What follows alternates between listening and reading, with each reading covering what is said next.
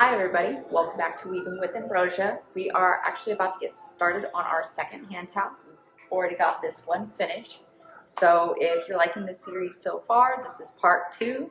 Don't forget to like, subscribe, and share with your friends.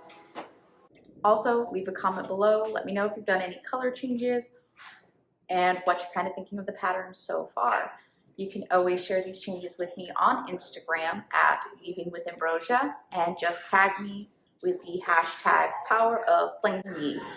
I'm really excited to start on our second hand towel, and we're actually going to use the clasped weft technique, which is an awesome technique where you actually take 2 threads and you connect them inside the weaving and you pull it to either side.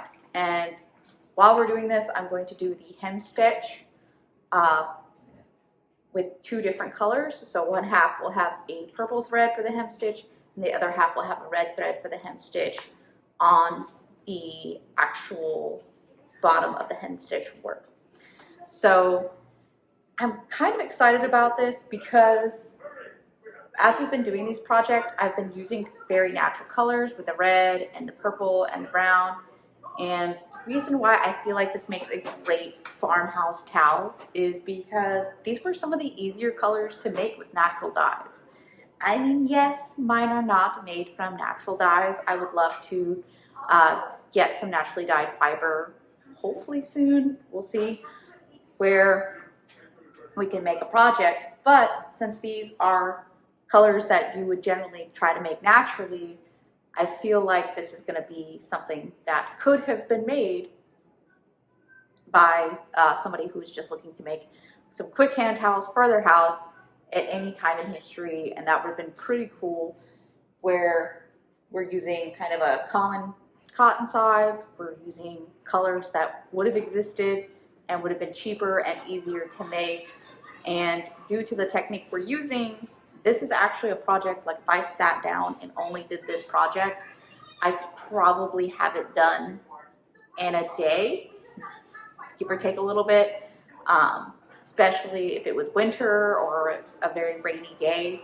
You could just focus your energy on this and probably knock it out, which is really neat when you think about it. But let's go ahead and get started with the clasped weft, show you how we're going to separate our 2 towels. And I'm actually just going to use one of my shuttle sticks, and you can use really anything to create the separation. So let's get started. All right, so I went ahead and put this in the down shed, and we want about 1 inch for both sides of the hem. This stick, I think, is about roughly 2 inches wide. Let me double check.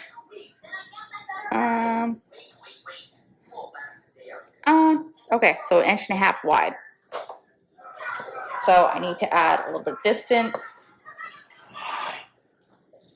because I want to have a good amount of thread that I can actually switch between. All right, so that looks really good. Now, in order to create the clasped weft, I'm actually going to go ahead and slide the shuttle stick through in the up shed. Need to leave enough thread for the hem stitch on this end.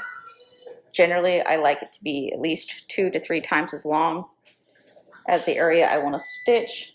So I'll be doing half. So I'm going, there we go. That's about 3 times as long as what I need. Go ahead and drop it to the side. Now I'm going to leave this in the up stitch, or the up shed.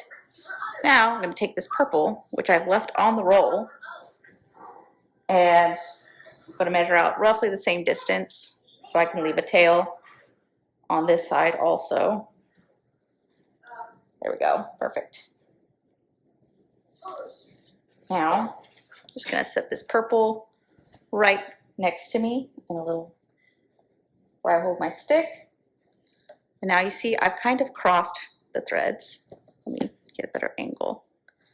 Maybe you can see a bit better. Where I got the purple wrapped up in the red.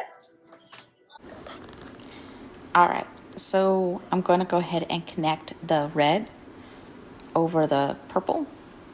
And once it's connected, I'm going to actually slide my shuttle stick right back through the same shed. And that's going to create the clasped weft. Sorry. And I'm going to just need to make sure it pulls from the roll and not from the edges I'm going to use for the hem stitch. So I like to leave about 2 to 3 times as much fiber as I need. For the hem stitch, I'm going to do half of it in purple and half of it in red because I feel like that's going to be a very fun look. And with that, I'm going to set this probably the midsection for the first 2 to 3 passes so I can set my hem stitch. And at that point, we can start to do a more random selection of how we want it to go. So I'm going to change where the red and the purple land because I want it to look more like a natural landscape. And another great thing is if, say, you wanted to do it where it was all the same color and you just didn't have a bobbin winder, you can still use this technique. You could put some of the fiber on a shuttle stick like I've done now, and then go ahead and pull from the roll and use this technique in order to make the entire project one color. Balanced weave. It will keep it as a balanced weave. Let me finish. So let me go ahead and do the hem stitch, and then we'll come back and we can do a little bit more. All right, so I went ahead and hem stitched both sides. Got red on this one and purple on this. At this point, we can pull out our shuttle stick, and this gap will stay. You can see I can beat down all I want. It's not moving. Hem stitch is a very secure stitch. You can use it as a design feature or like I've just used it now.